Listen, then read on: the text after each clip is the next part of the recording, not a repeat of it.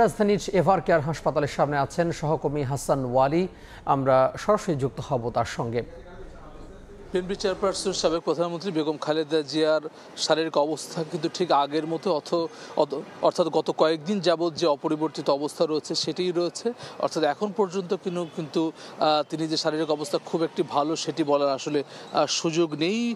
তার যে ব্যক্তিগত চিকিৎসক তিনিও কিন্তু গতকাল তেমন তথ্যই জানিয়েছেন। তবে যে এয়ার অ্যাম্বুলেন্স যোগে লন্ডন নেওয়ার কথা ছিল বেগম খালেদা জিয়ার, সেটির বিপরীতে এখন নতুন করে কিন্তু জার্মান থেকে একটি এয়ার অ্যাম্বুলেন্স আসছে। সেই যে আনুষ্ঠানিকতা সেটিও প্রায় শেষ পর্যায়ে আমরা যতটুকু জানি। অর্থাৎ সব মিলে কিন্তু অন্য কোনো জটিলতা নেই, শুধুমাত্র বেগম খালেদা জিয়া দীর্ঘ পথ অতিক্রম করে 12-14 ঘন্টা তিনি যেতে পারবেন কিনা, সেরকম শারীরিক অবস্থা আছে কিনা সেটির উপরে কিন্তু নির্ভর করছে। সেটি বিবেচনায় নিয়েই কিন্তু আসলে ডাক্তাররা সিদ্ধান্ত দিয়েছেন যে এই মুহূর্তে তাকে আসলে লন্ডন নেওয়া সম্ভব হবে না, যার ফলে এভার কেয়ার হাসপাতালে বেগম খালেদা জিয়াকে চিকিৎসা দিচ্ছেন সেটি দেশি চিকিৎসকরা যেমন রয়েছেন, একই সঙ্গে যুক্তরাজ্য, চীন সহ অন্যান্য যে বিশেষজ্ঞ চিকিৎসক রয়েছেন তারাও কিন্তু রয়েছেন। এর সঙ্গে যোগ দিয়েছেন বিএনপি চেয়ারপারসনের পুত্রবধূ তারেক রহমানের স্ত্রী ডাক্তার জুবাইদা রহমান, যিনি নিজেও মেডিকেল বোর্ডের সদস্য।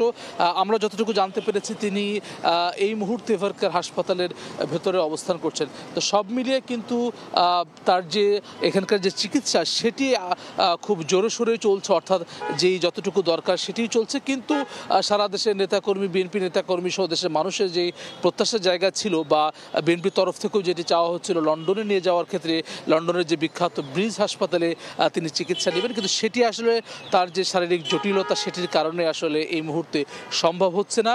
যদিও আজকে ডেট ছিল সবশেষ, যেটি গত শুক্রবার যাওয়ার কথা ছিল সবশেষ, এটি আজকে রোববারও কিন্তু এক ধরনের সময় দেওয়া হচ্ছিল বিএনপির তরফ থেকে, কিন্তু সেটি হচ্ছে না।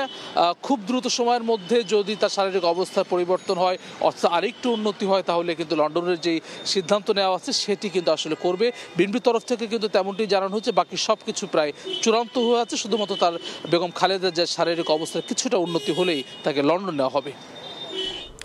সহকর্মী হাসান ওয়ালি যুক্ত হয়েছিলেন এভার কেয়ারের সামনে থেকে।